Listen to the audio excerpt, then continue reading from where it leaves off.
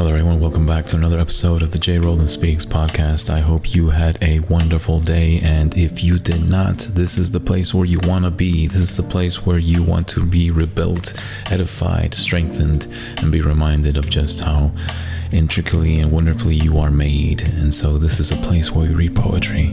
You don't have to be a fan of poetry. In fact, I hope that you don't like it, because I want to challenge you, because once I read one poem, I hope that it sticks with you. I hope that it speaks to you, and hopefully you can at least respect it, right? So here we go. This is going to be a great night, guys. I hope that you enjoy this show. This is the J. Roland Speaks podcast. If you didn't know this already, I have an account on Spotify, and I want you to go there after this show, and I want you to look for the J. Roland Speaks podcast. You'll see a picture of my face, and right underneath that profile picture there are 3 links. First place is to rate the show, let me know how I'm doing. Second link is to request anything that you'd like for me to read in the future, and then finally the third link is for you to subscribe. It's a great place, guys. It's wholesome content. You cannot go wrong with that show. Nothing but wholesome content, truly. You're never going to question anything, and it's going to be nothing but uplifting and edifying words. All right. If you're new to this show, I want to invite you to get some earphones. The experience is so much better, and you're going to have a lot more immersive conversations here. A lot of the people on this live are great people, and I encourage you to actually interact with them. All right, there's so many nice people here, so many great people, so many intellectuals, and just people that are just really fun, right? So hopefully you stick around and enjoy the show. There's going to be some really great poems tonight. I got a lot of messages from some of my followers requesting that I read certain poems tonight, and so I want to honor those, and I want to enjoy analyzing them with you. All right, so I show you how I connect with some of these poems. I show you how I analyze them, and you do the same thing. I want you to tell me how you are connecting with them. Let me know how it is that you are, well, how are these poems speaking to you, right? So hopefully they do, but if they don't, then at least maybe you can just enjoy the show, right? That's the least that can happen. So, you guys ready? All right, guys. First poem tonight is requested by Miss Sandra. Sorry, I almost forgot. Okay, guys. So, by the way, FYI, before I begin, how are you guys doing? Are you doing okay? Everything okay? Rough day? Maybe it was a good day. Did you do something? Did you do nothing? What did you do? All good? Alright, I'm gonna assume everybody's okay. By the way, I'm stalling because I want us to enjoy some of the beats for this next song here. I don't want to say anything, actually. I just want you to listen to this.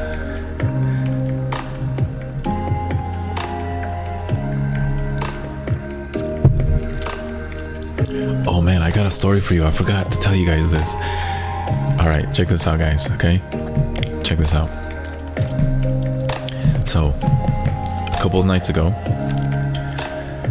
I went hiking with some friends of mine, and I mean, I'm not gonna tell you where it is, but we went when the sun was still, we still had like about 3 hours before the sun was gonna set. And so we went to this trail I've never been to, but according to my friends, they've done it before, so I mean, I trusted them.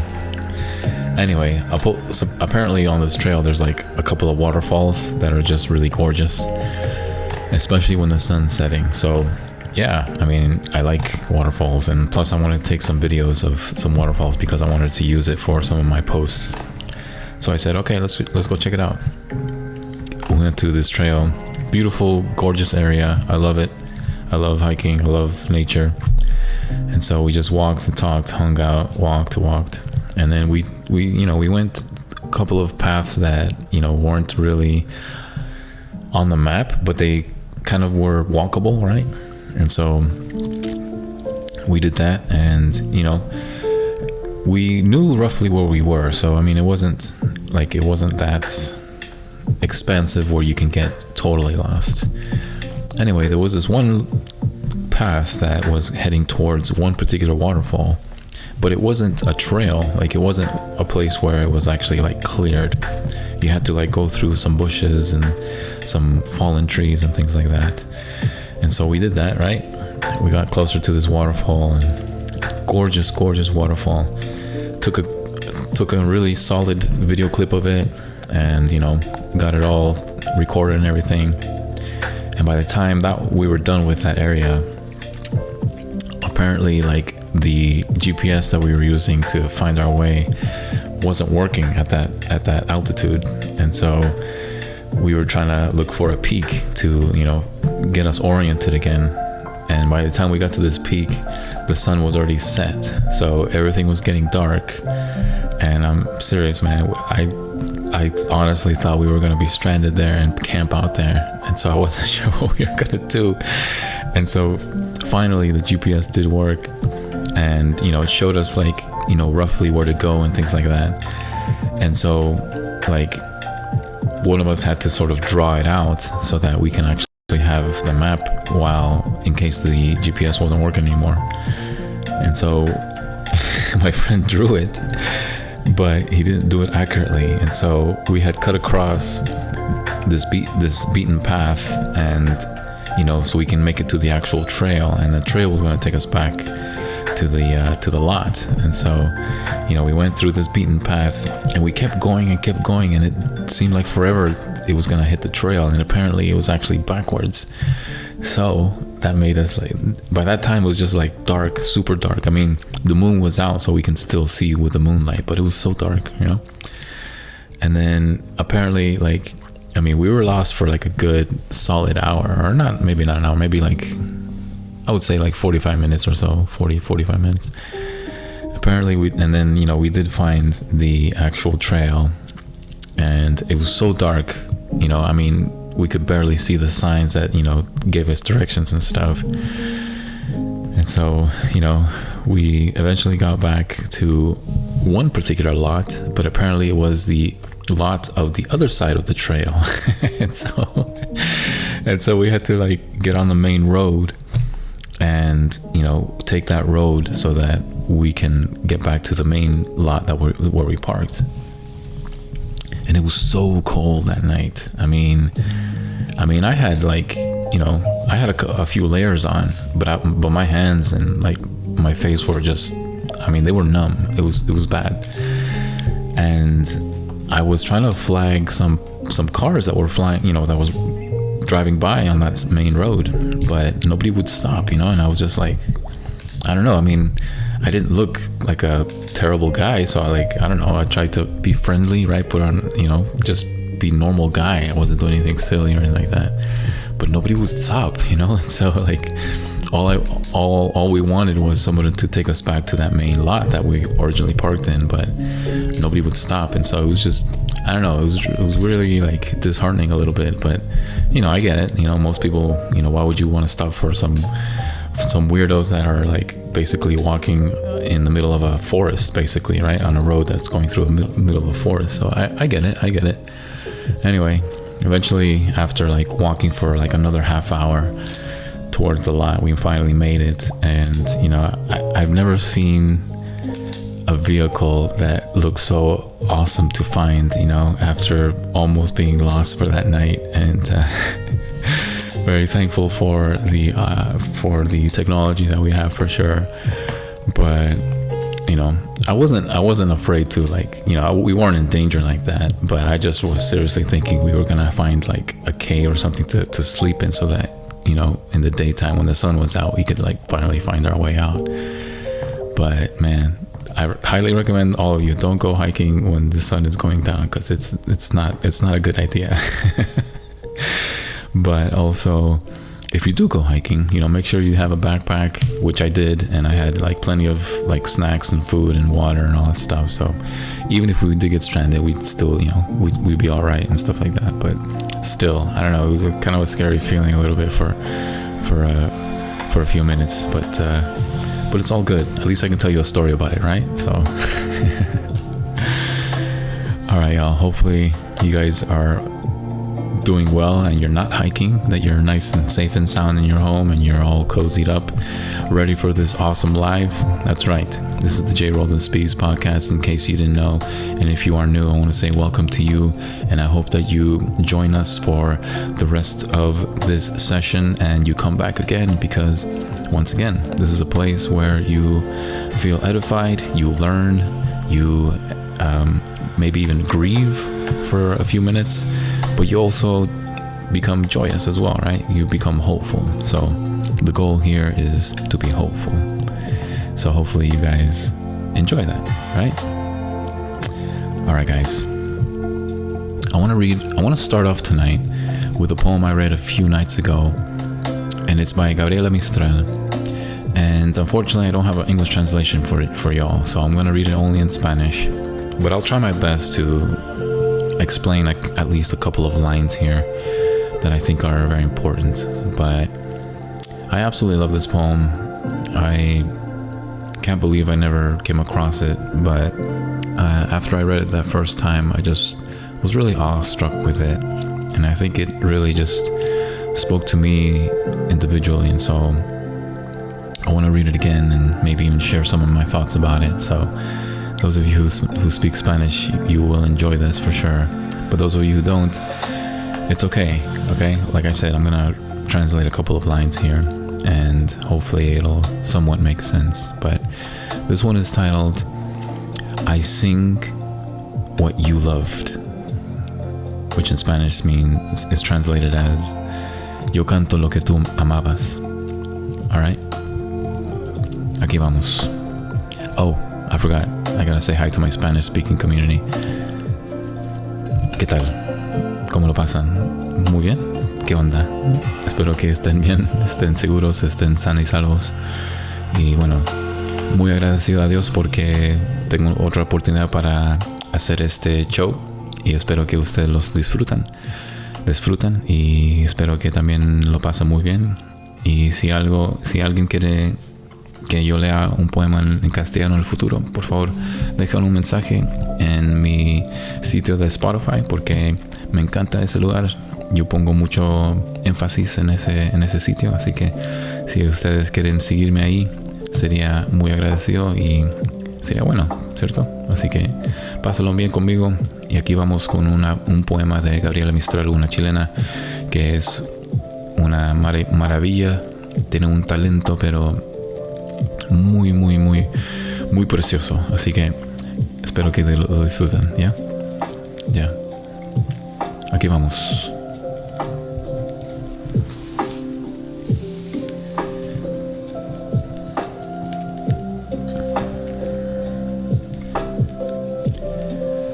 Yo canto lo que tú amabas, vida mía.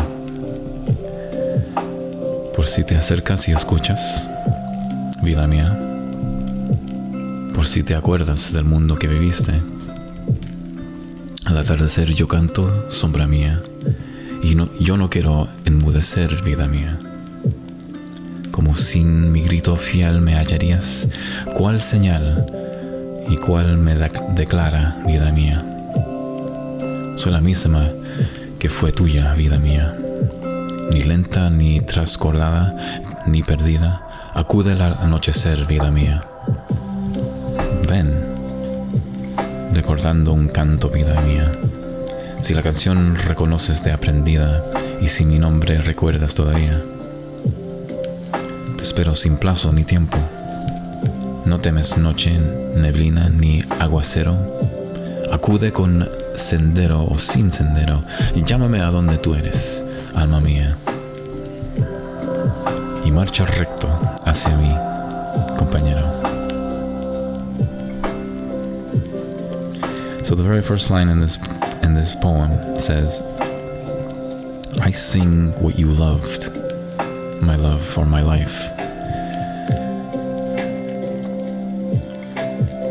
Por si te acercas y escuchas, in case you get closer and you listen.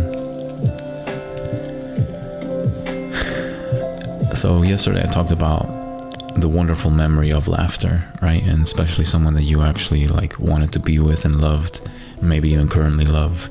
But there's something unique about making someone laugh and having a good time with them, and that laughter is something that really stays with you, right? Especially for a man, like we really cherish the moments that we can make our woman like laugh, you know, and especially if it's like uncontrollably. Those are the best times, and also unexpectedly, right? Like I love those times.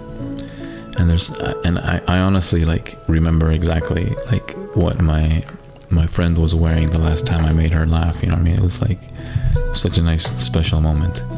And so in this poem she says like, I sing what you loved. And so I think there's something really intricate about the idea of this voice and sharing the same type of, shall we say, words and letters.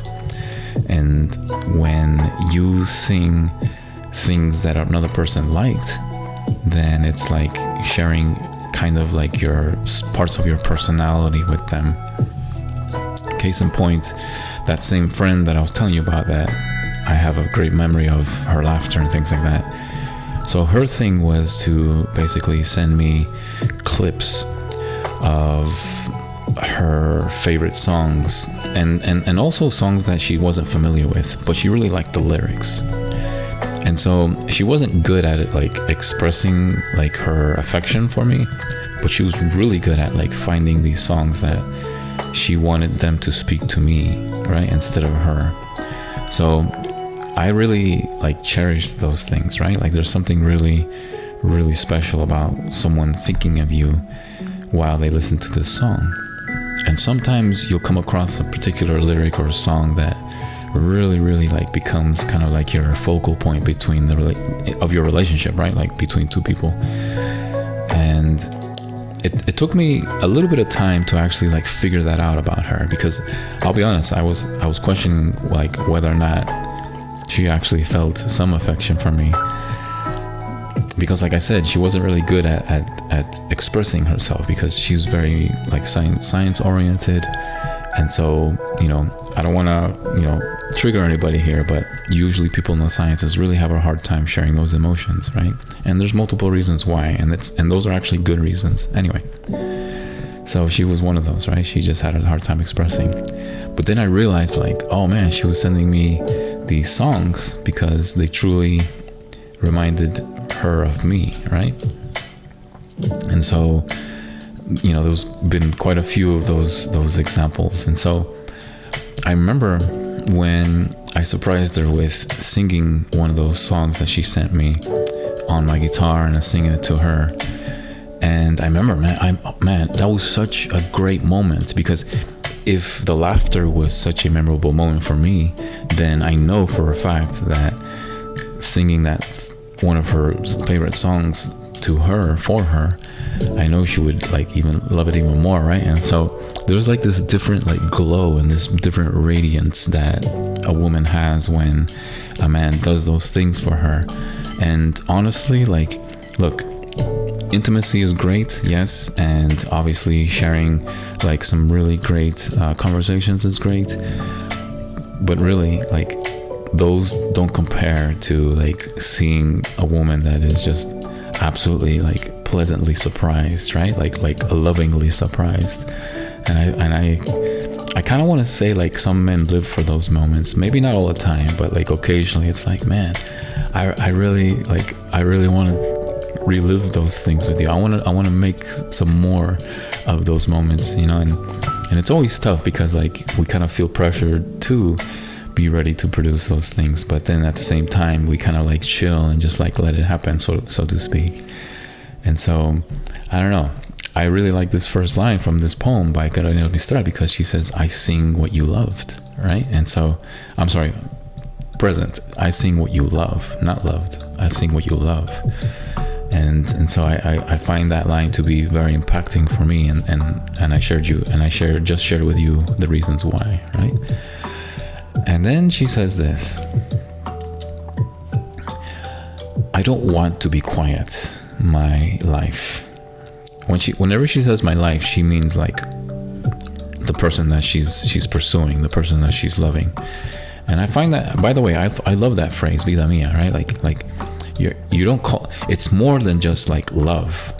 it's like you are my my life, kind of so to speak, right? And so that's what I love that phrase, and I kind of wish that in English it sounded more endearing, because in English it doesn't really sound like very, very endearing. Like, you know, when you call somebody my life, right? It's I don't know. Some people like really love it, and some people kind of cringe on it. But in Spanish, it has a different sentiment. It has a different intonation, and so when you call somebody my life, it's like, wow, you really mean that, don't you? Right? It's like it's beyond love, right? It's beyond the grave, so to speak. Like, it's actually like life itself. It's like, oh yeah, you know, you're my life, right?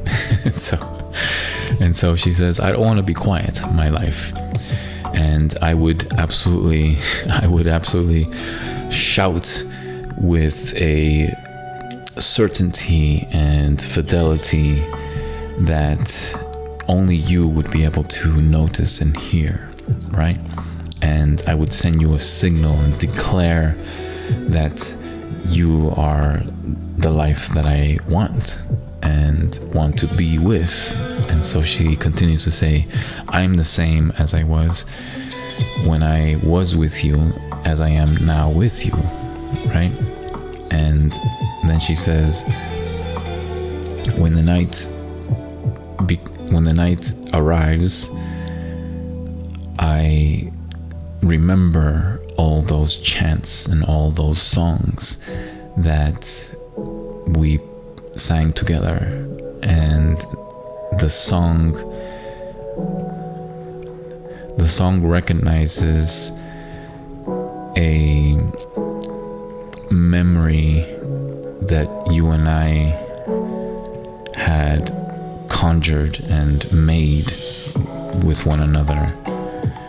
And so anyway, it's once again, this is I don't have the English translation, so this is more like a improv translation, and I don't like to do those on the spot because I want the words to actually resemble as close as possible as the Spanish. So these aren't, the way I'm translating is not the best, but it's just a very, very like sweet poem, a sweet poem based on songs and memory, right? So there you go. All right, we're gonna go to the next one. It's gonna be in English, but first I need to hydrate.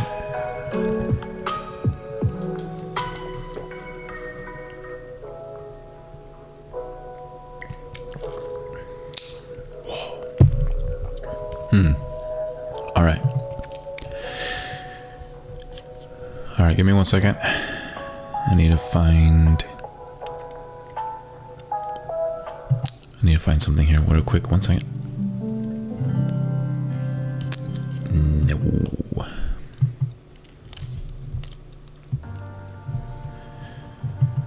All right, almost there.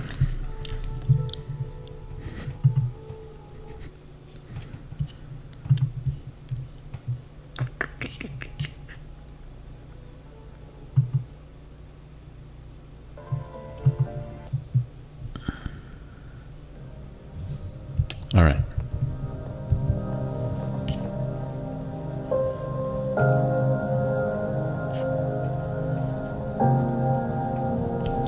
All right, here we go. So this next one is by Rabindranath Tagore. All right. Rabindranath Tagore. This was a very, very old poem, and it's titled Unending Love.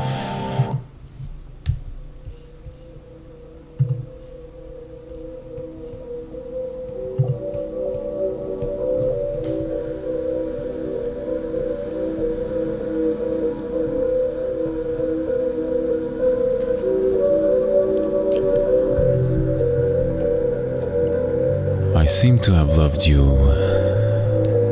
in numberless forms, numberless times, in life after life, in age after age, forever. And my spellbound heart has made and remade the necklace of songs that you take as a gift and wear round your neck in your many forms, in life after life, in age after age, forever. And whenever I hear old chronicles of love, it's age-old pain, its ancient tale of being apart or together. As I stare on and on into the past, in the end you emerge, clad in the light of a pole star piercing the darkness of time. You become an image of what is remembered forever.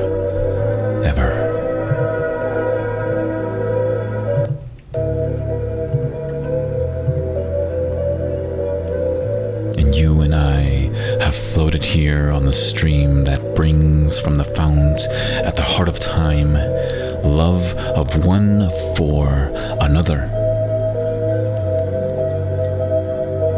And we have played alongside millions of lovers, shared in the same shy sweetness of meeting and the same distressful tears of farewell. Old love, but in shapes that renew and renew forever. And today, it is heaped at your feet. It has found its end in you, and the love of all man's days, both past and forever. Universal joy, universal sorrow, and universal life. And the memories of all loves merging with this one love of ours, and the songs of every poet, past and forever.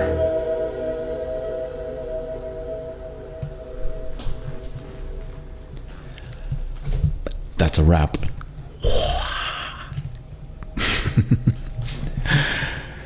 I love it when this is timed so perfectly, man. Dang. Come on, y'all. Give me some likes. Let's go.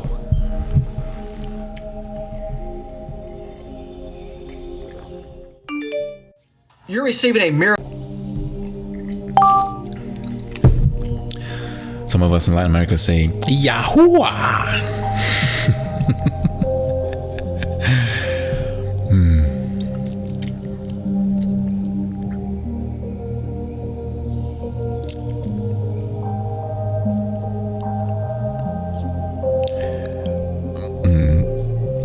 I'm gonna continue. I was gonna say something. Anyway, did you guys like that one? Unending love. Seriously. Can someone explain to me this? When a good man, okay, and I'm, look, yes, I've said this before and you guys have heard this so many times. Yes, I realize there's some really bad guys out there, some really awful men out there, right? Just terrible people. Okay, yes. On behalf of all men, we recognize there's some bad guys out there. But there's some good ones. Truly, truly good ones. You may not see them a lot because, you know, they're taken, okay? I mean, those are the ones that they don't last. They're not single for very, very long. In some cases. But can somebody explain to me, like, when a good man truly declares his love for a woman, someone that he's genuinely interested in, just genuinely interested, like almost to the point where he truly gives his whole heart for her, right? Like maybe not its entirety, but like a large portion of it. You know, like he shares his time, he shares his motivation, his will, his strength. But then for some reason, like, they get like ghosted, right? Or kind of like in many ways like used for their words of affirmation, and then once that's over, it's like, thanks for that time. And yes, I've heard it before, some women are not ready, yes, commitment, all these things, I get it, no problem. But please be conscientious of some of your statements, because I'm here to defend good men. I truly am, because we get a bad rap. We really do. And I'm not complaining whatsoever. I'm genuinely, inquisitively interested, right? These are things that are good things to ask, right? Not in a sort of negative tone, just genuinely asking. That's it, right? Anyway, there's other factors as well, right? All kinds of variables that it's going to take way too long to discuss in this live. So I like this idea of unending love. Why am I sharing this, by the way? Here's the reason why. Now that I've read this poem, okay, and now that you've listened to it, when a man truly pursues, a good man truly pursues a woman, and he partially gives his whole heart, right? And I say partially, guys, because good men know when to like hold back just a little bit, right? Because you need some of your heart still, right? Like, metaphorically speaking, you need some of that still. And so, like, there's this true, genuine, unending love that is for this woman that we're interested in. And it's almost kind of a little bit unfair, because even if she's not 100% in it, or at least like not even 50% in it, right? Maybe just like a quarter or so. The moment that she actually like is ready and actually expresses her desire for you, it's like, oh man, that's great, right? And like, then we're prepared to give the rest of our heart to her, right? And so I don't know, I love this idea of unending love, because in many ways, yeah, I think Tagore was absolutely spot on with the idea of like, I love this line, listen to this line. He says, whenever I hear old chronicles of love, its age-old pain, its ancient tale of being apart or together, as I stare on and on into the past, in the end you emerge. Isn't that a great line? As I stare on and on into the past, in the end, you emerge. Right? Like, this woman that he was so impacted by, that we so wholeheartedly in love with, like, it doesn't matter how far in the past she may be, she's there. And therefore, when your mind like remembers them, it's like you are clearing all of the things that were in the way of remembering them, right? In your memory bank, I mean. And then what happens is, when you clear the way, right, you see them. It's like, oh yeah, I remember how much I loved you. And then what happens when all of that pathway is cleared? It makes it easy for them to emerge to the forefront of your present. That's why this line is so great. Whenever I hear old chronicles of love, its age-old pain, its ancient tale of being apart or together, as I stare on and on into the past, in the end you emerge.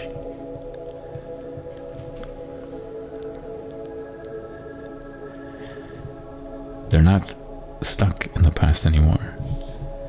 They made that pathway so clear for them that it is easy for them to naturally emerge to the front of your present. That's why that line is so great. That's why it means unending love. Isn't that amazing? This was written like late 1800s, just so you guys know. It's amazing, man. This is why like these great poets are so good at like articulating these simple thoughts in a very, very simple, these complex thoughts, sorry, in a very simple way.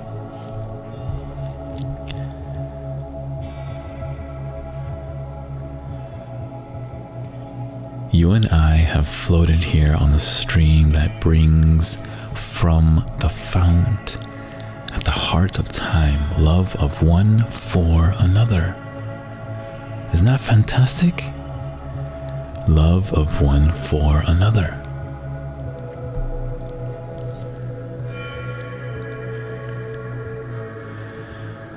Let's see, Kamal is asking, can you talk about risk of not falling in love and not falling in the zone of surrender?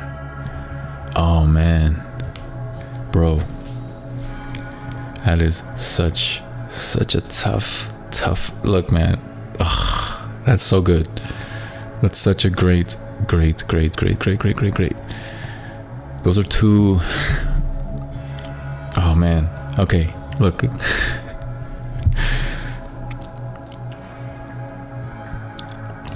Obviously we've been hurt, right? Like you've been hurt, you and I've been hurt, you know, by certain people, okay?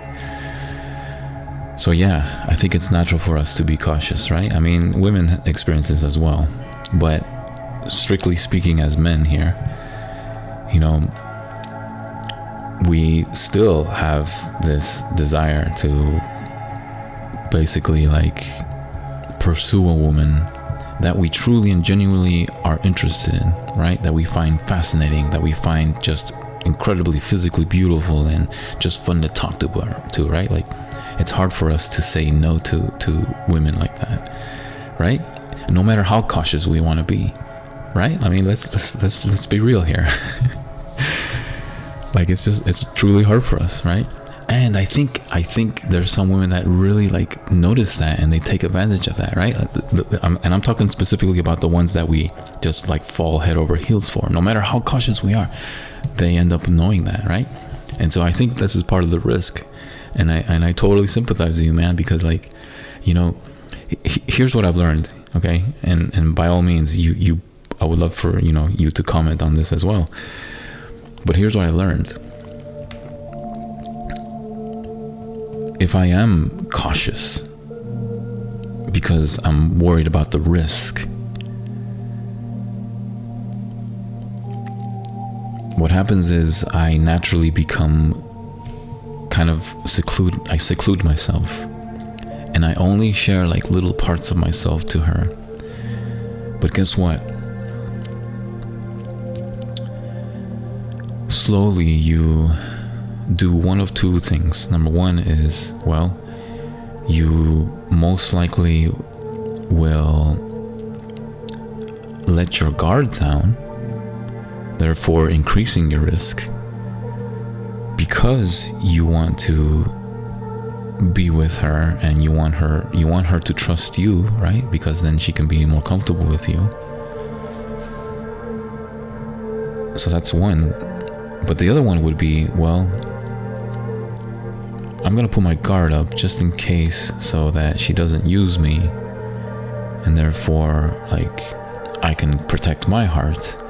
But what happens is, at least what I've learned is, like, you become less of the person that you really are, because even though you may be cautious with her, you're not cautious with your close friends. You're not cautious with some other people that you know in your life. Why is it that you're okay to risking being more open with them and not with this person that you truly and genuinely are interested in? Okay? And I'm not talking about like 1 or 2 dates. I'm talking about like someone that you can actually like see something long term with, right? And so I don't really try to live that way as much. I used to do that, okay? And I'm not trying to say that you should do that as well, but for me, like, I don't want to like live in that way, because I know who I am and I know my personality, and I know my personality suffers if I am very cautious and risky with them. So what do? Honestly, I sort of just surrender. I just sort of just surrender to the interaction that I have with that woman, right? I just like give it all. Not all, but I don't let, I surrender it. Like I just let go of the risk and just enjoy like those moments with her, right? Here's another way to look at it as well. Here's another great way, actually. And I've done this several times with some women that I used to date. Check this out, okay? Maybe this will help answer this question in a very simple way. So I used to do this. Before I met someone that I was interested in, this was maybe 3 years ago. There was someone that I was really, really interested in. Like I was just like, wow, yeah, I definitely see a long-term relationship here. Before I met them, I had a pretty solid routine in my life. I would go take care of my body. I would exercise. I would just hang out at the park just to unwind and just take my dog for a walk and all these things. I had a really good routine. Every day I did something slightly different, but it was kind of, the pattern was pretty similar. Like I was taking care and enjoying my life, basically. Okay. And then I met this one woman that I was really interested in. And of course, I would accommodate my time so that I could hang out with her, right? So whenever she was available to have dinner with me or share a drink or something like that, I would modify my time just to hang out with her, right? So that's good to do at the beginning. But then I realized this later, right? And this is something that I learned like a year or two later. I didn't realize this during that time. But what was happening was I was changing my routine. I was changing the way I enjoyed my life. I was changing all of my patterns for the sake of her, right? I don't know if she did the same thing. I mean, I'm sure she accommodated her schedule sometimes for me. But the thing is, I was changing. I wasn't taking care of my body as frequent as I wanted to. And so I kind of felt kind of blah about it, you know what I mean? I just really felt kind of, I don't know, because I was used to just really being in tip-top shape, right? And other things as well, when I had a particular reading time and all these things, so I modified all of that just so that I can be ready and available for her. And then I realized I was changing, not in a good way, because here's the thing, man. Here's the thing. I'm gonna wrap this up just right now. She liked the guy that I was when she first met me. She liked that guy that was taking care of himself, right? She liked that guy that had reading time. She likes that guy that, just really was conscientious of his life and was happy with his life. She likes that guy. And so if you alter your routine to and then you start noticing that because you altered your routine so much that you're not as you're not as thrilled every day. You know what I mean? You just know, right? I don't know what your habits are, but whatever they are, I'm sure they give you some joy and peace in your life. And when you don't do those things, it's like a disruption in that peace, in that, in your everyday life. So what I'm trying to say is, don't change. Right? Don't change. Even if you think that you're not having time for her, that's not true. Because she likes that guy that she met at the beginning. And so you need to continue to be that guy after you meet her, right? Be the same guy you met her before, during, and after. Because if it doesn't work out, that's who you're going to be anyway. So why are you going to change and alter your life while you're dating her? No, be the same guy that you're dating, because that's the guy that she's attracted to. And if she sticks around, even better. But if she doesn't, it's okay, because at least you're the same guy. You know what I mean? So hopefully that makes sense. But that's something I definitely learned later in my life, and it's been working out so far. Actually, you know, it's really cool. Like I don't know. I think that's why I take some relationships kind of like the way I do, because like, you know, if the woman that I'm interested in is like no longer interested in me, it's like, okay, well, you know, I mean, I'm doing these lives regardless, right? Like if she wants to stick around, great. If she doesn't, I hope she has a great life, right? But at least you can live with the notion that you made her happy and she liked the guy that she met before you were interested in her. So you know there's something great about you, right? You know there's something that she likes about you. And for whatever reason that she is not interested in you, don't worry about it, because at least whatever attracted her to you in the beginning most likely will attract her to you later if she decides to come back to you, right? Anyway, that's just my perspective and my particular experience. So hopefully it makes sense. But absolutely a great question, man. I absolutely like that question. Absolutely, that's so good, so good. I love it. All right. All right, guys, should we do another one? Okay, check this out. I never read this. This next one is, I've never read this before on a live, so I hope you guys enjoyed this. This is actually by Carolyn Devonshire, and this is called Disposable Wisdom. You guys ready? All right, here we go. I'm gonna change this track real quick. I gotta get one that, I think it's this one actually. Give me just a couple seconds here while I listen to this. No. Give me a second.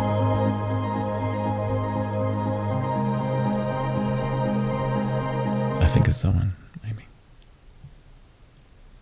Maybe it's this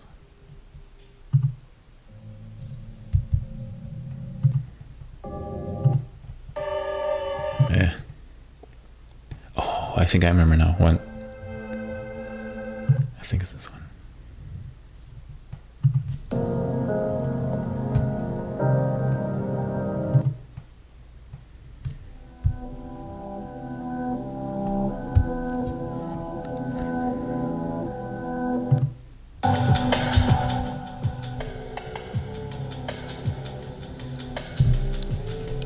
All right, here we go. This is titled Disposable Wisdom by Carolyn Devonshire. Ready?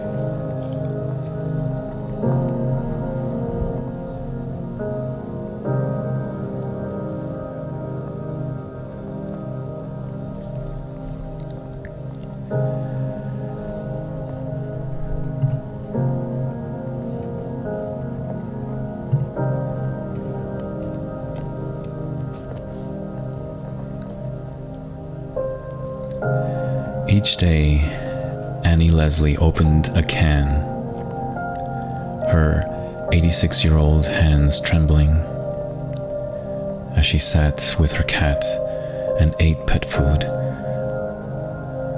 What is wrong with this elder's rendering? Pride swallowed to remain independent, large sunken eyes peered from her weathered face, and her late spouse a decorated hero. Annie's lifestyle a national disgrace. More enlightened cultures all over the world have revered their seniors throughout history.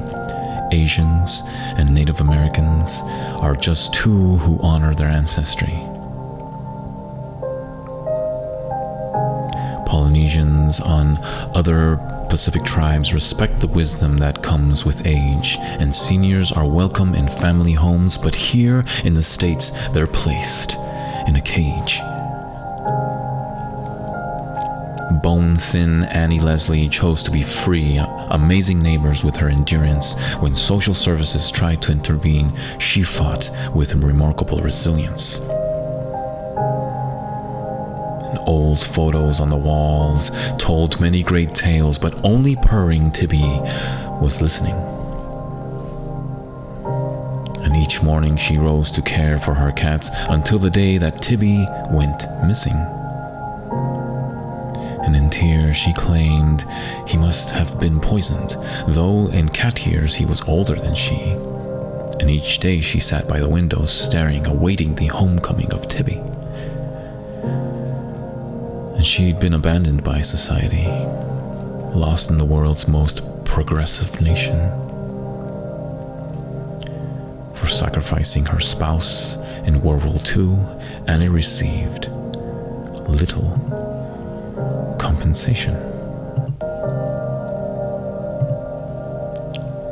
This widowed war bride never had children, and her mate had met his fate in Normandy. Posthumous awards she dusted each day, and Annie's life was defined by loyalty to a man and a cat who never came home. And the vigil she kept all alone ended quietly one warm summer night when an angel came to take Annie home. With a can of cat food in hand when found, Annie had nothing else to eat in her house. This is the way a veteran's wife died. And tear stains had blemished her faded blouse. And although seniors' wisdom is heeded in societies that grow from history, too many like Annie lead lonely lives. Wisdom untapped, and they die in poverty.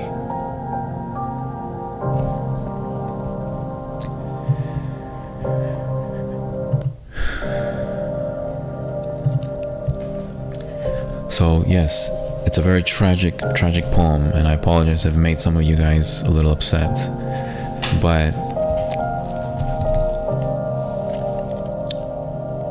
I mentioned this before, but in my family at least, and I know for a fact that many families in Latin America, we have a cultural practice where we never ever send our elders to a home. Never. If we ever did that, it's considered the most rudest thing you could ever do. And so one of us siblings will, okay, we don't have a choice. One of us is gonna basically take care of our father whenever he's unable to.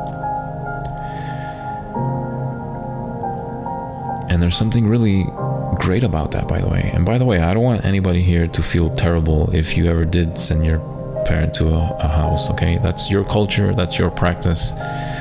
But obviously for Carolyn Devonshire, she doesn't like that either. But in Latin America, we don't do that. It's an act of respect and an act of love, really, to have your mom or dad or both living with you, right? Like one of the kids, right? And here's something that I want to share about my dad, actually. I don't really talk about my dad very much here, but I think, earlier this evening I had a great conversation with him, and so I thought about this poem and I wanted to share it with you guys, because you know what's amazing about older people, guys? We take for granted their wisdom, their level of wisdom.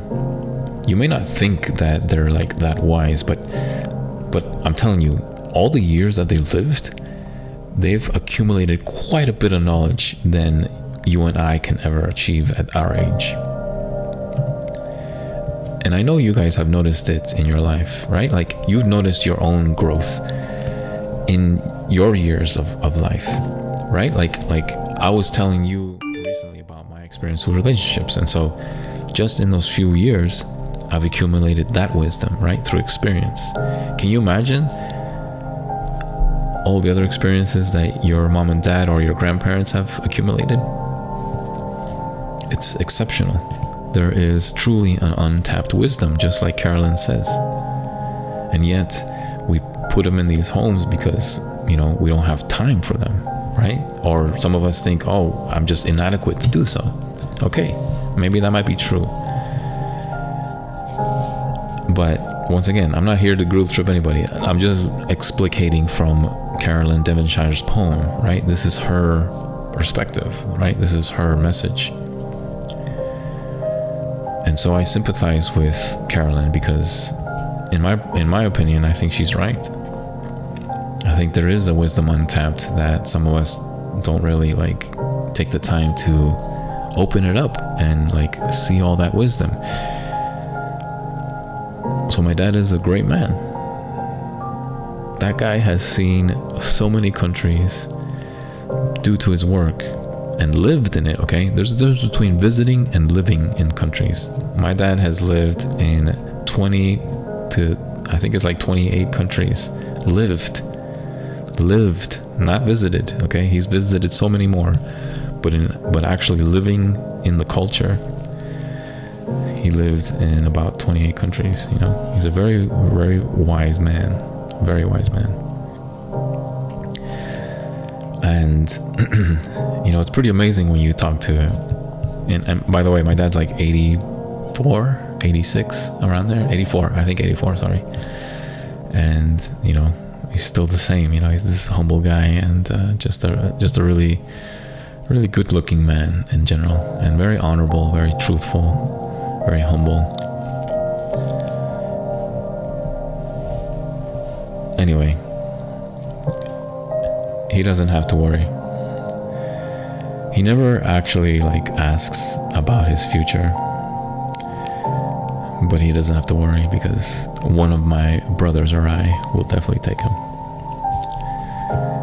He absolutely deserves all the love and respect from his boys, so I think that's a good practice to have, a very good practice to have.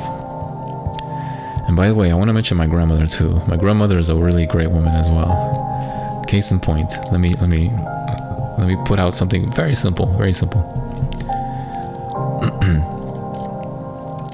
A few years ago, I went to go visit her, and she was living in South America.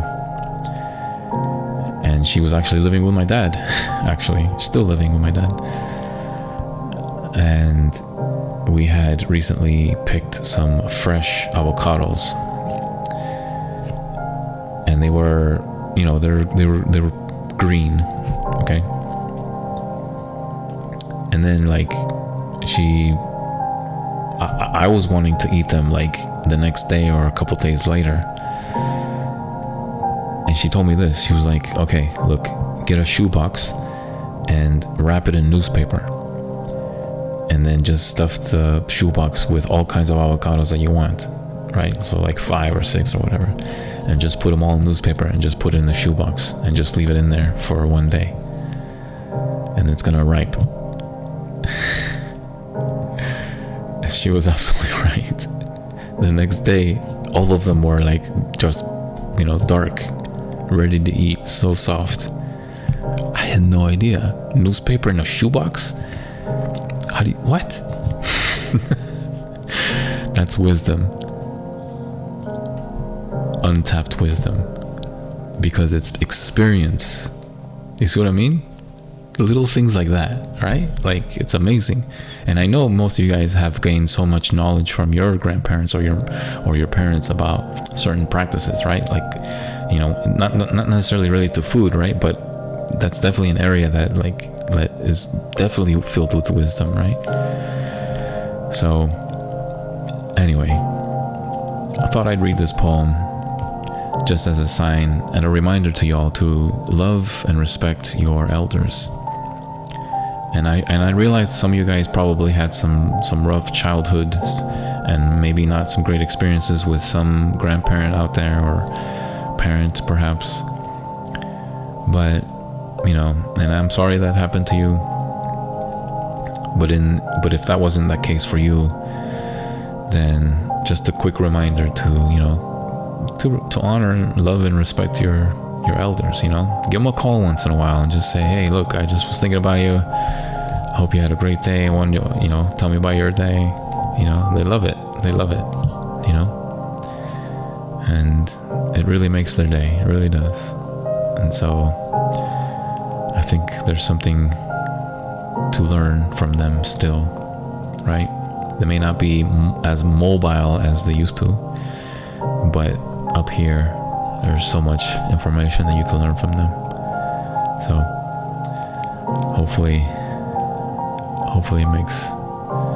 it motivates you to call them tomorrow or sometime during this week, right? Anyway, there you go. Disposable Wisdom by Carolyn Devonshire.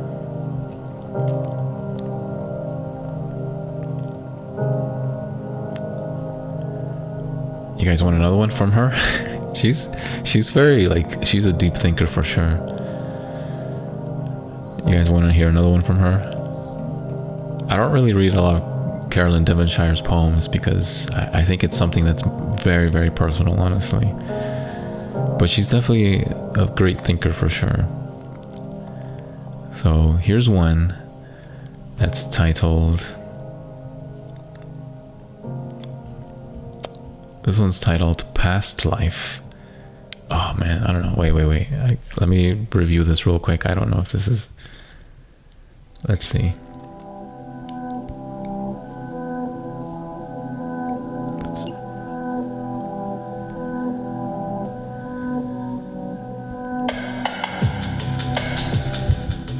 Oh yeah. Sorry, I love this beat. All right, we're gonna read one called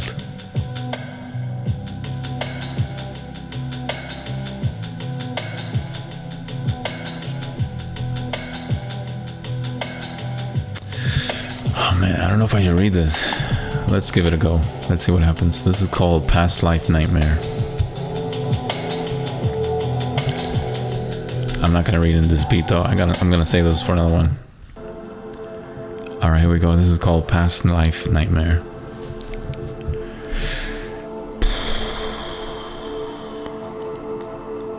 Here we go.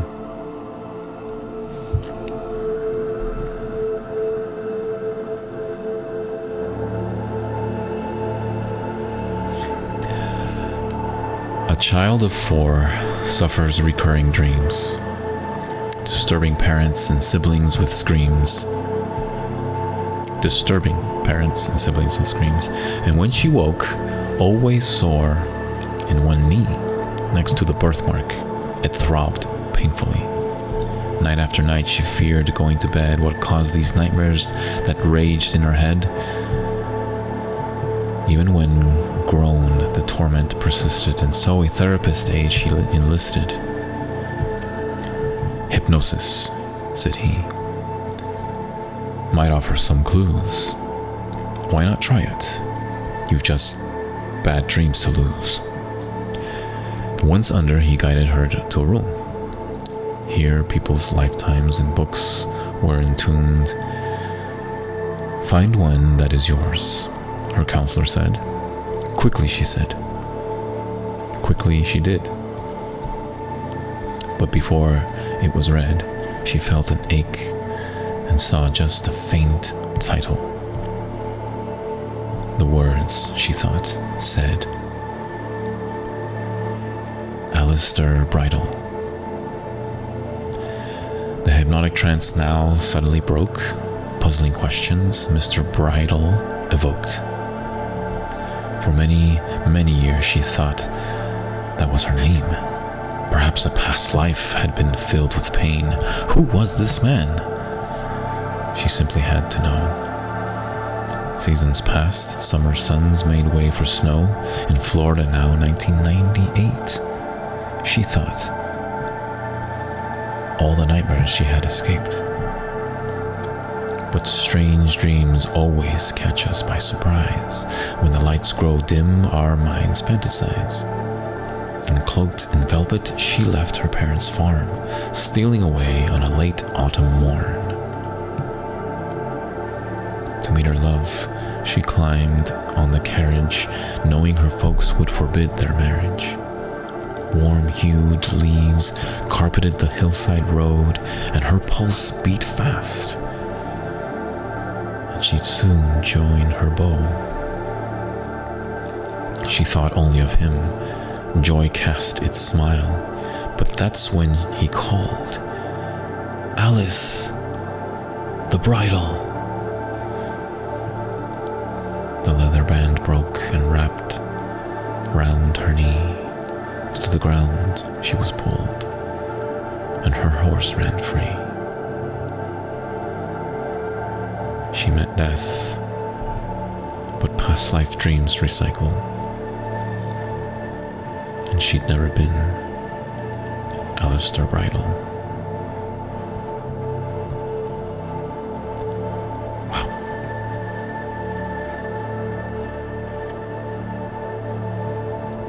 This is almost like the female version of Edgar Allan Poe a bit, actually. I don't know why I've never read much of Carolyn Devonshire's poem.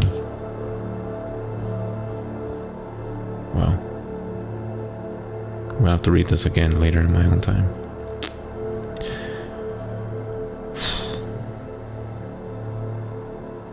Yeah, sorry guys, I can't really analyze this for you right now. I'm kind of impacted by the story right now. I'm definitely gonna have to read this again. Wow. That was Past Life Nightmare by Carolyn Devonshire. Wow.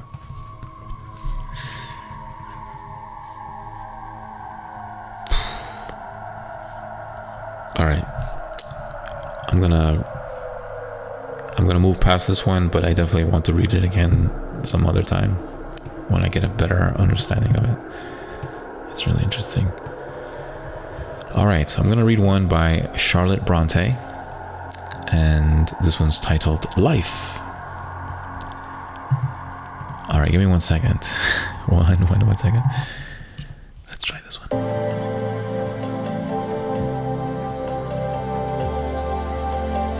Alright, here we go. This one's titled Life by Charlotte Bronte. A Victorian poet, by the way.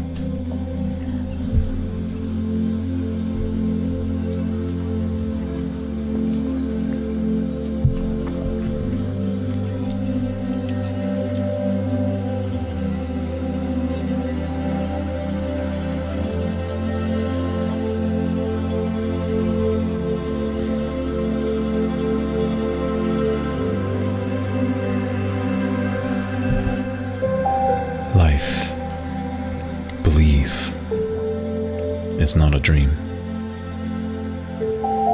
So dark, as sages say, oft a little morning rain foretells a pleasant day. And sometimes there are clouds of gloom, but these are transient all. If the shower will make the roses bloom, oh, why lament its fall? Rapidly, merrily, life's sunny hours flit by, and gratefully, cheerily enjoy them as they fly. What though death at times steps in and calls our best away? What though sorrow seems to win over hope a heavy way? Yet hope again elastic springs, unconquered through though she fell. Still buoyant are her golden wings, still strong to bear us well. Manfully, Fearlessly, the day of trial bear, for gloriously and victoriously can courage quell despair.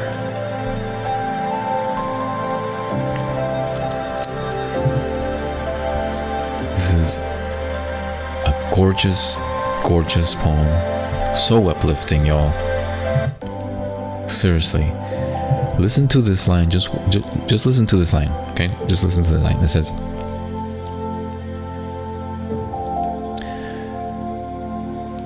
if the shower will make the roses bloom, oh, why lament its fall? It's a simple question.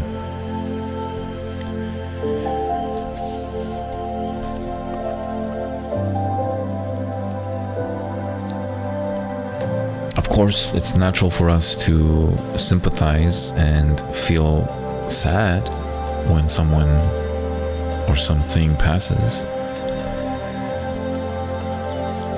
But the fact that you enjoyed parts of your life with them, that should be overcoming any form of grief. That life you had with them, those memories you produced with them, that should always, always outweigh the sadness, the grief, all of it.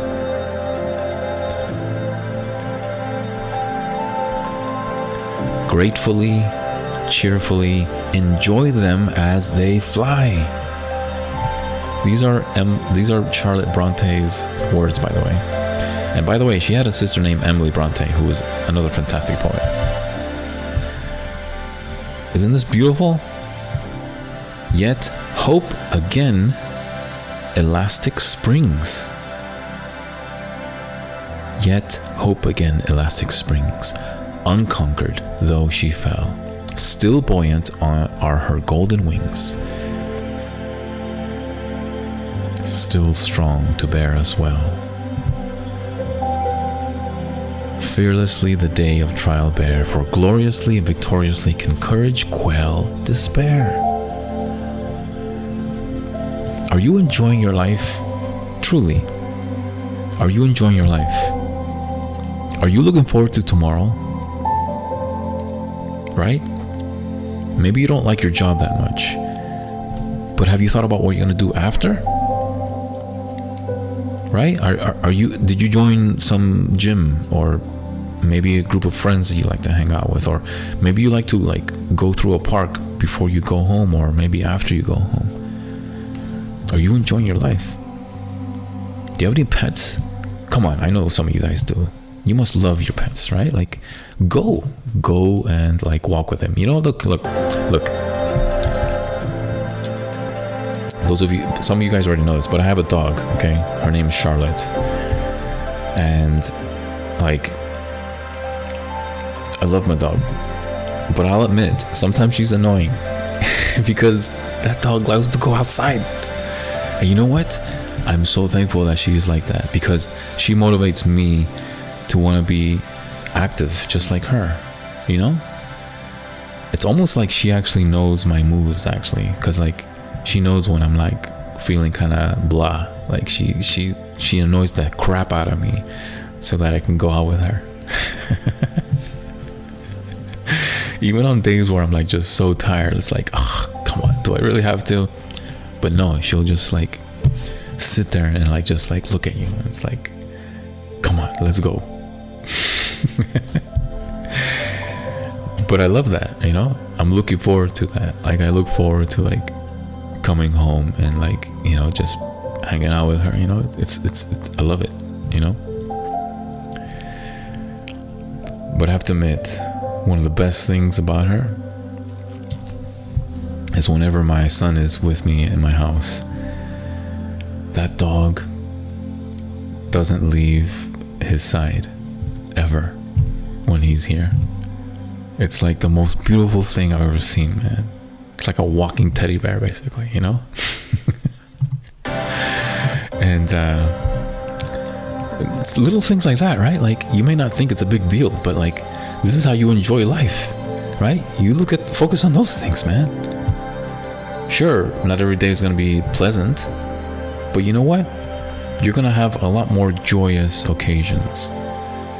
And you need to outweigh all of the bad ones, because they will.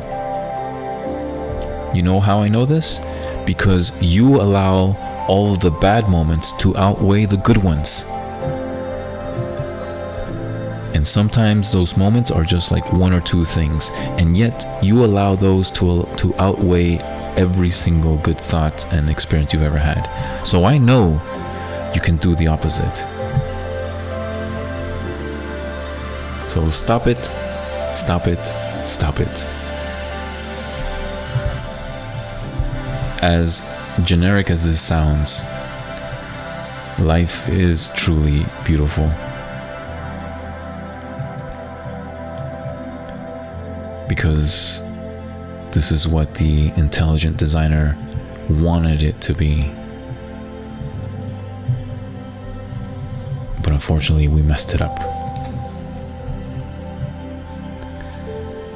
But that's okay. This is where restoration happens, right?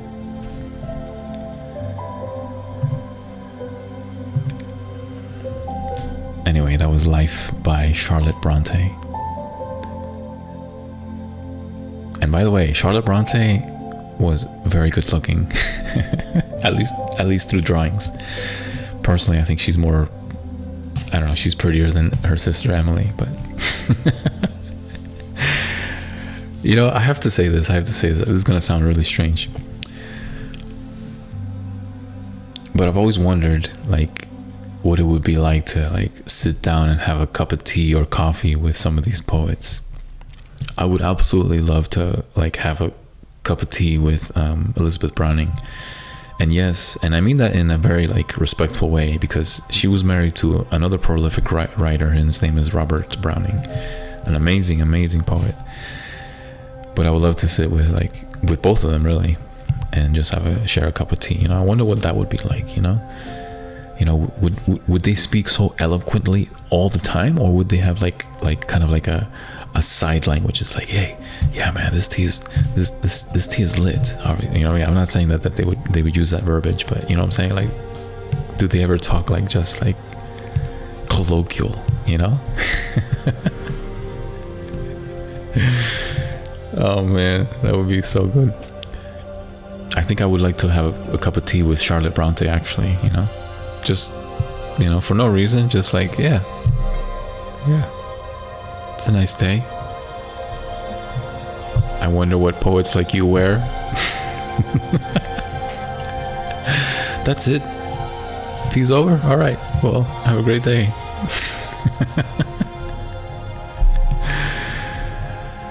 Oh man.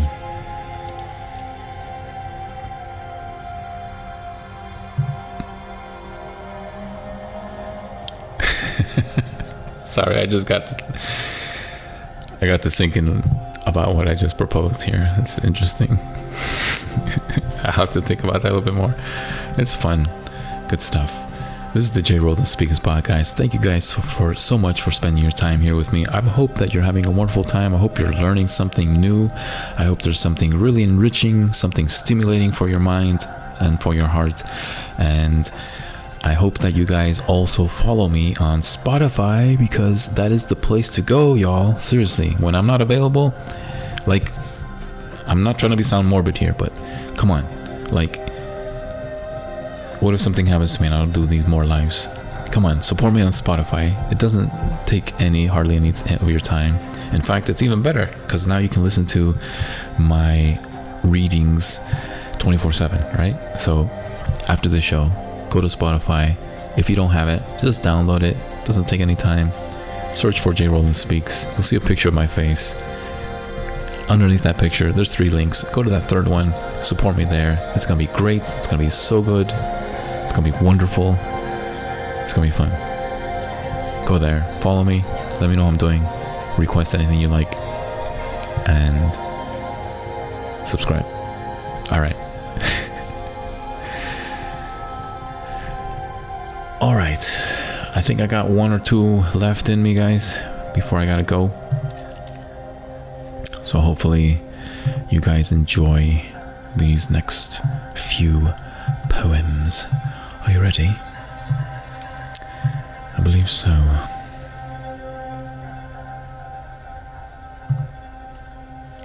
Alright. What I will do... Let's see.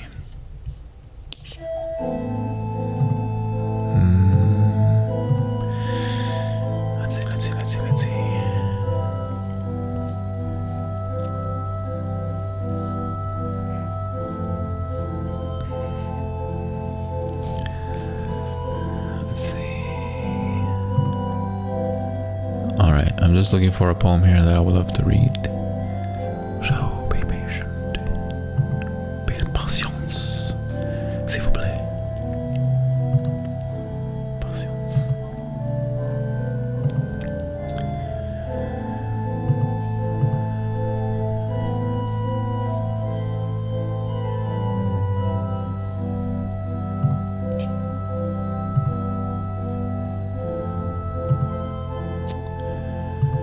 Oh man, okay.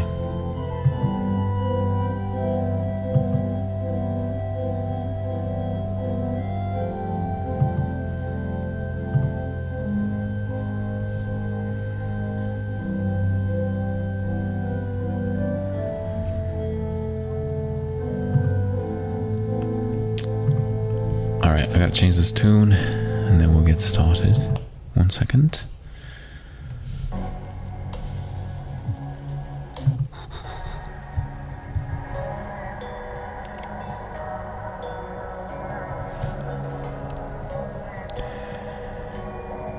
What do you suggest, Pam?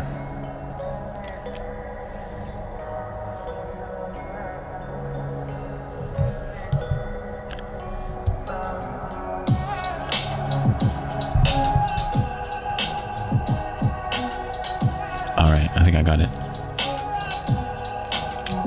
Alright. Actually, you know what? I just thought of this.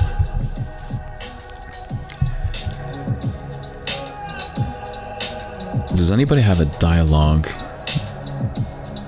from a play that you want me to read from? I really enjoyed that Romeo and Juliet one that I did a few nights ago. Wasn't that fun? I loved it. Give it a little bit of contemporary vibe, right? With these soundtracks, right? Oh man. Give me a play. Let's go. Come on, guys. Come on, people. Give me a play. I want to read a play. I'm in the mood to read a play right now. Let's go. Give me one. Macbeth? Possibly. I'll think about that. What else? What's another one? Let me see. What's a scene though? I don't remember a scene though. Maybe scene 2.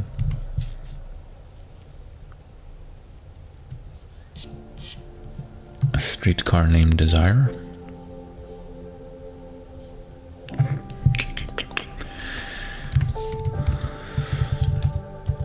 Oh, you know what? I remembered something. Whoa.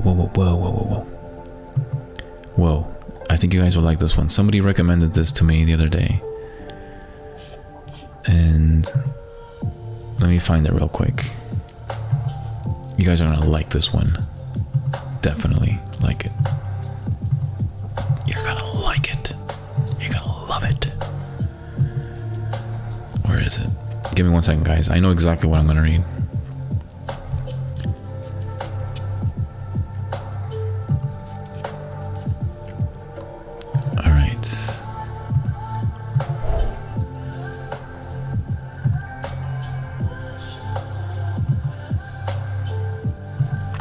Alright, almost there. I'm close. Where is that?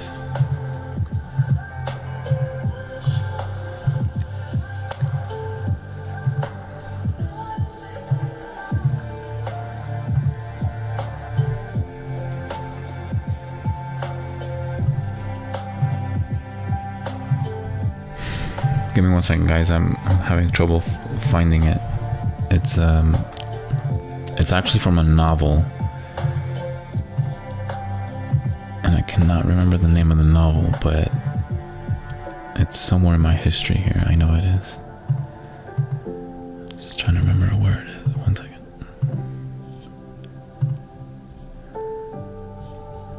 Okay.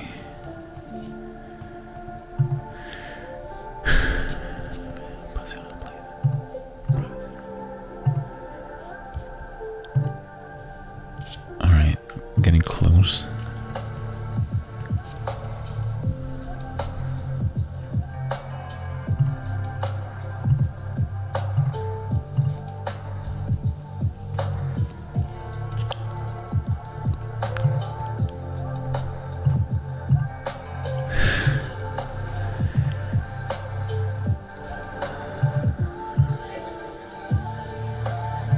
Can't seem to find it.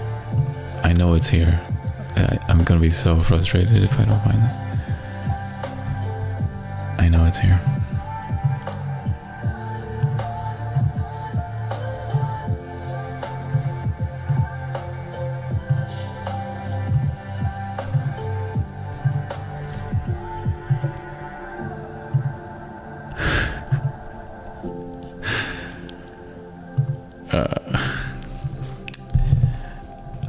Let's see.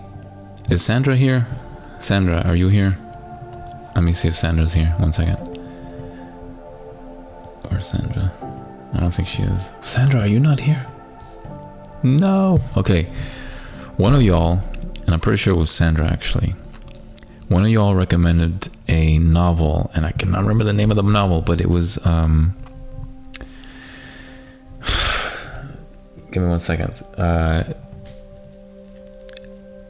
It's not Pride and Prejudice, but it was something very similar to it in the sense of like this man that was eloquent, but he was basically lowering his standards to basically court this woman that he was interested in. And there's a dialogue that's so good that he's just like, okay, look, I gave you everything, and I even like became something that you expected me to be, and I did it just for you, something like that. I don't know, I can't remember. Let's see.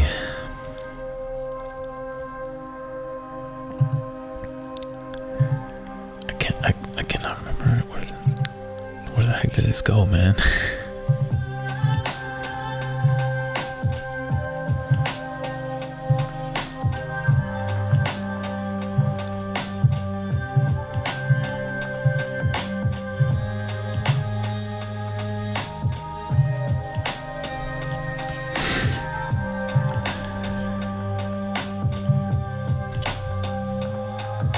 Unbelievable. I think I might have deleted it actually. That's too bad, man. Come on. Dang it. Yeah.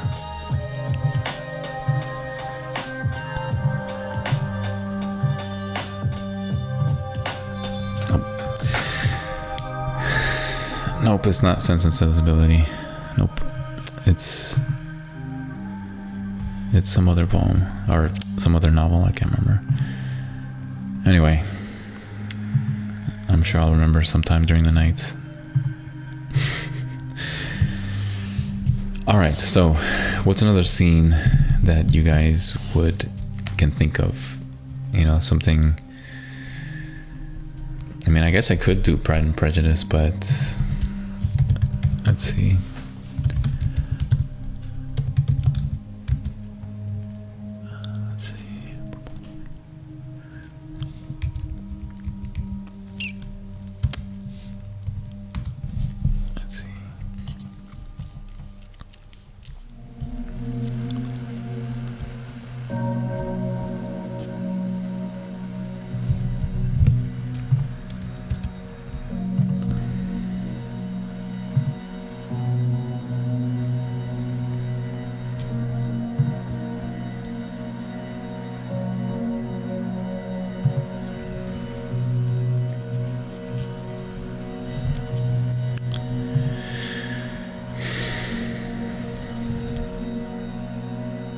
Sandra, I don't think it was you that actually asked this, but somebody the other day gave me a novel, a particular scene. It was scene 2 from a particular novel, a play. I think it was a play actually, between like this eloquent gentleman and a woman that he was interested in, but she actually like abandoned him, and so it was basically a monologue, and he was basically exclaiming that, like, you know, even though you treated me poorly, I still was willing to love you in that state. And I cannot remember that name of the poem. It was so good, man. Like, I loved that that dialogue. It was so good. It was like, finally, like, a good man speaks up, right? Anyway, I'm gonna remember it sometime when I'm asleep, and it's just gonna like occur. But anyway, let's move on. What's another scene? What's another famous scene from a novel or a play? Cannot remember.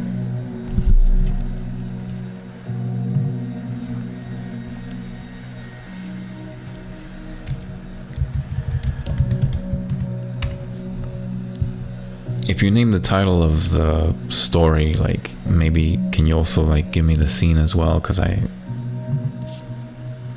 just a little, my brain is getting very, very tired.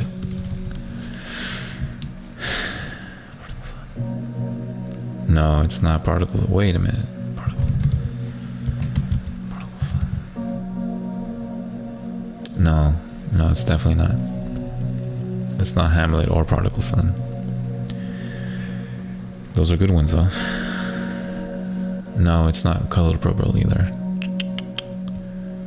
It's not.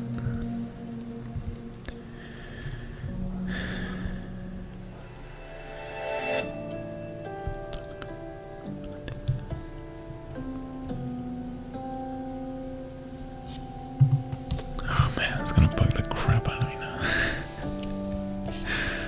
That's okay.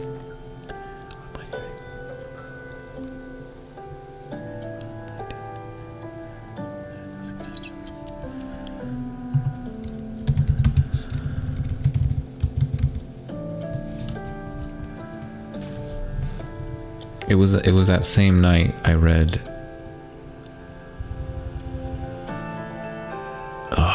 Almost.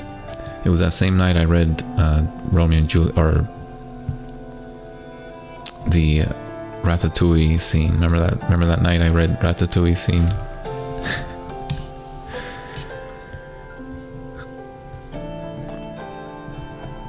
Anyway, let's move on. Let's see.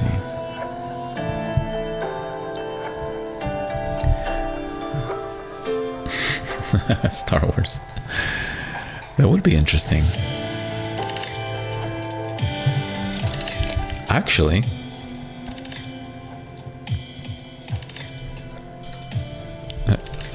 let me try something here.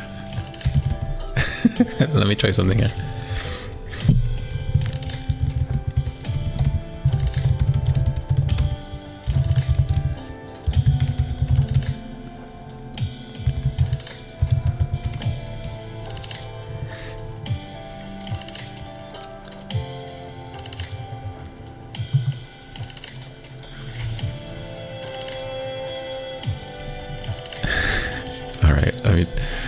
This is not gonna work.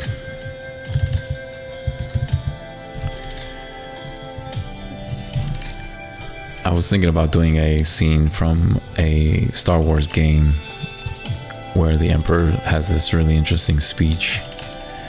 As a kid, I actually imitated his voice, and I loved it, actually. But I can't find a soundtrack where it's just the soundtrack. It doesn't have his voice in it, unfortunately. Let me see.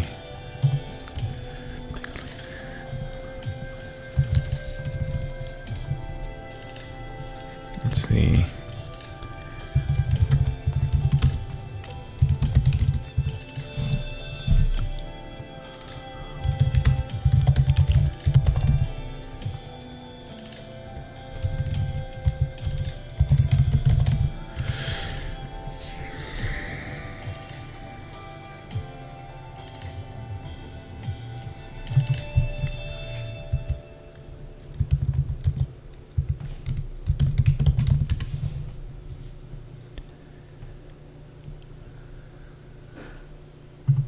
me see something. No. Just to give you a little taste of what I was talking about earlier, I want you to listen to this. I used to imitate this really well, actually. So there's an old game from the 90s called TIE Fighter, and it was the first simulator to flying basically all of the spaceships in Star Wars for the Empire. And so this game was very, very popular, and it was the first of its kind, by the way. And this is way before like Squadron and Jedi Knight and all those more contemporary games. Those were newer games, but TIE Fighter was like the #1 game in the world. And there's this intro that they created just for this game. And so can you hear like that 16-bit sound effect? It's fantastic, man. I love it. And then here's like, so it says, Star Destroyers on approach to Coruscant, the imperial seat of the galaxy. And then you see some ships in the background, like flying by. The Emperor has summoned his fleet. Unveil the future of the Empire, right? Check this out. I love this. And then here's the Emperor. TIE fighters escort shuttles to Coruscant City, where the Emperor is about to speak. The Empire is on the verge of success. Soon peace and order will be restored. Oh man, I love this game. Now, our capable forces, led by Darth Vader, are striking back at the rebel insurgents. I'm sorry, y'all. I'm laughing because my brothers and I used to recreate this, and it was so fun. I should definitely do this again with him. Maybe do a TikTok video. Oh man, it was fun. Good stuff. Anyway, geek humor for y'all.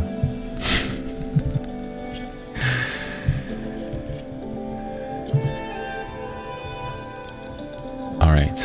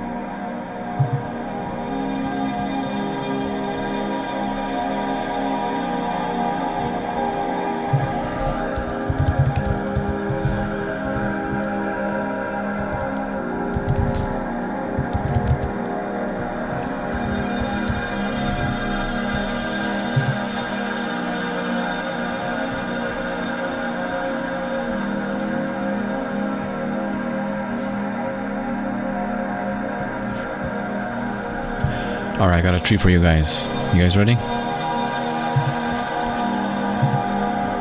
Okay. Here we go. Listen to this.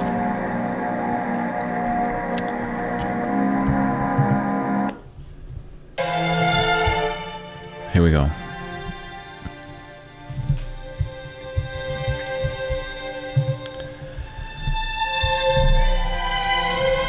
Forgive me. I hope you feel better. In vain, I have struggled.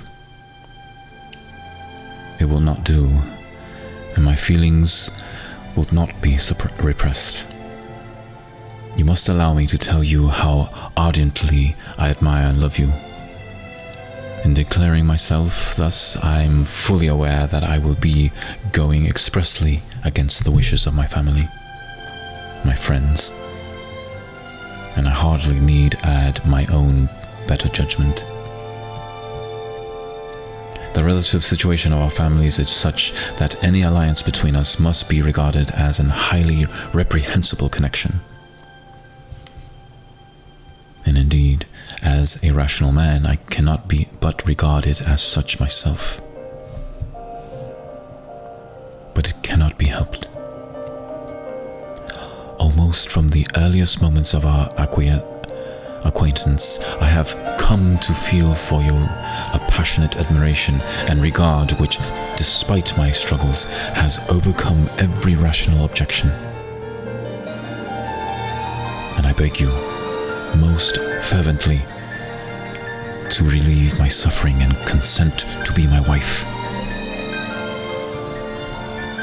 In such cases as these, I believe the established mode is to express a sense of obligation, but I cannot. I have never desired your good opinion, and you have certainly bestowed it most unwillingly. And I'm sorry to cause pain to anyone, but it must, and most unconsciously done, and I hope will be of short duration. And this is all the reply I am to expect. I might wonder why, with so little effort as civility, I am rejected.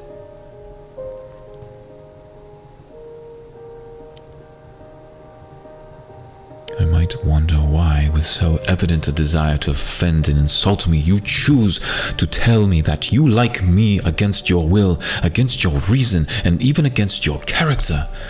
Was this not some excuse for incivility if I was uncivil? And I have every reason in the world to think ill of you. Do you think any consideration would tempt me to accept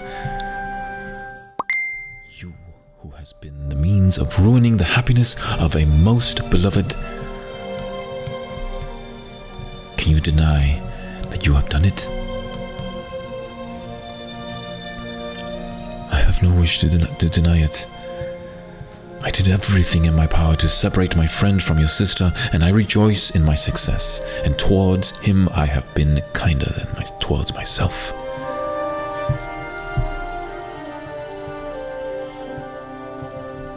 But it's not merely that on which my dislike of you is founded.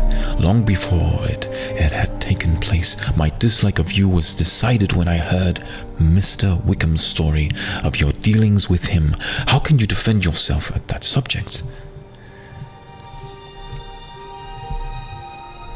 You take an eager interest in that gentleman's concerns. Who knows what his misfortunes have been, can help feeling an interest in him? His misfortunes, yes, his misfortunes have been great indeed. And of your infliction, you have reduced him to his present state of poverty, and yet you can treat his misfortunes with contempt and ridicule. And this is your opinion of me? My faults, by this calculation, are heavy indeed. But perhaps these offenses might have been overlooked had not your pride been hurt by the honest confession of the scruples that had long prevented my forming any serious design on you. Had I concealed my struggles and flattered you, but disguise of every sort is my abhorrence, nor am I ashamed of the feelings I related. They were natural, and just could you expect to rejoice in the inferiority of your connections, to congratulate myself on the hope of relations whose condition in life is so decidedly below my own? You are mistaken, Mr. Darcy. The mode of your declaration merely spared me any concern. I might have felt in refusing you had you behaved in a more gentlemanlike manner. You could not have made me the offer of your hand in any possible way that would have tempted me to accept it. From the very beginning, your manners impressed me with